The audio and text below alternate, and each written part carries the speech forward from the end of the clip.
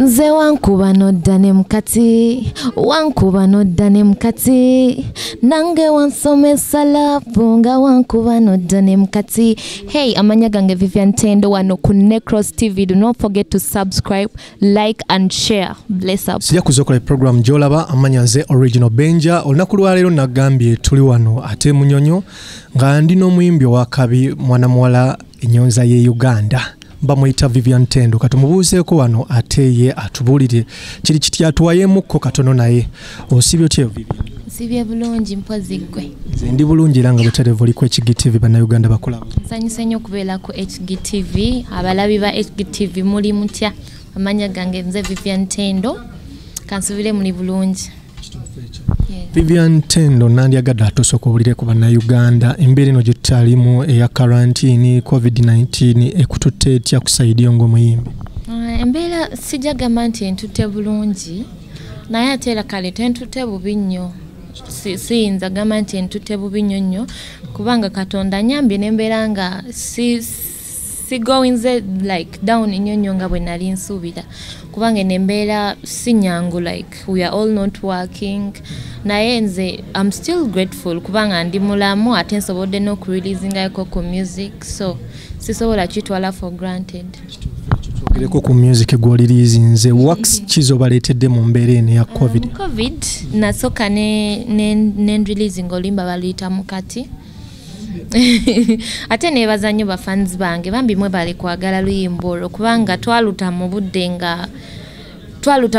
budde nga abantu abasinga tebalina nnyo hope nti embeera enaaterera naye nze mu kulaba kwange egenda etereramuko kubanga ebintu ebimu baze babita so with time buli kimu kijja kuba bulungi.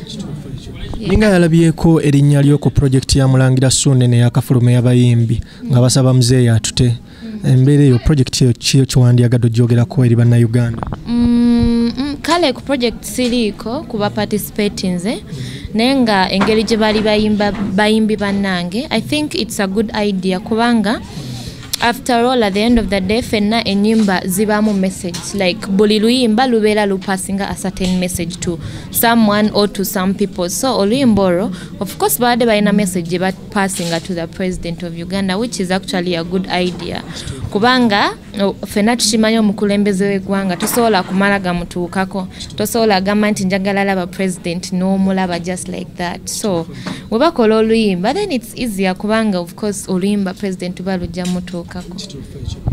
Vivian Tendo ng'omuyimbi njagala obulire bafaani bo wawo balaza ng'omwaka guno tuguggala tuyingira 2021 omwaka guno era if all goes well nsuubira okutaayo oluyimba olulala yes kubanga bafans bange sagala bebo sagala mbabbowe yes so music nsuubira nti agenda kujja ebintu bwe bitambula obulungi.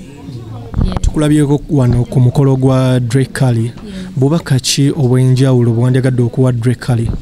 Obubaka bwenyiza omuwe ekisooka nze mukkiririzaamu ate ndi faani wa music we kubanga era naye asupportinga music wange ate Drake mumanyi ng'omuntu ali hambo talina malala kale kyemba ngamba talina malala maybe obubaka bwe nali mwadde nti asigale bwatyo asigale nga ali hambo because obulamu bukwanguyira nnyo ng'oyanguyira abantu kale si kubaleka ku manipulatinga but kiba kirungi okubeera ng'oli muntu mukkakkamu.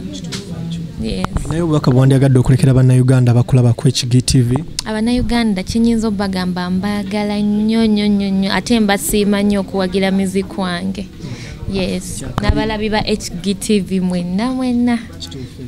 Wati tukulabye nga wenyigidde mu bino ebyobufuzi struggle kigoli oligwa wasooka okikooneko ku kati. Era ensonga lwaki sibirabikiramu nti sirina nze side yanze ekikulu nzikiririza nnyo mu Katonda nkimanyi nti omuntu yenna aba aliko era Katonda gw'aba alonze. Yes. Mwewuliriddeko bamuyita Vivian Tendo ye muyimbi wakabi gwe tuli naye wano tovaawo katuyongera okulagawo kimwenge gye kitambulamu. Thank you, Waiki Brenda. First of all, I'm so humbled to be here. Thank you so much for inviting me. Kubanga, it's a pleasure. Kubanga, I'm not the only artist mukwano gwa Drake, but I'm so humbled for the invite.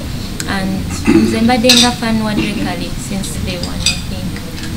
And we are friends and ndi so happy for you Drekali because nokubera it's not easy okubera ne management nga mukwatagana bulungi, but I'm so happy for you that we are here, all of us are here because of you, because of your talent, because of your music.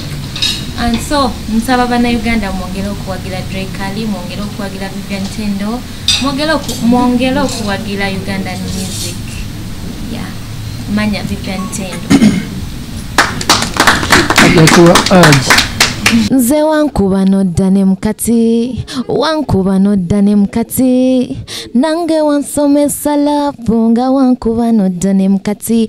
Hey, amanya gange Vivian Tendo wano ku NEKOZ TV. Do not forget to subscribe, like and share. Bless you. Tikula sumulula byonne byansibo wedda sisitira nyiga abalungi mwenna mwekumire ku NEKOZ TV. You know what it is. Subscribe wala bebisingawo. Ne original Benja. Tobasuwa.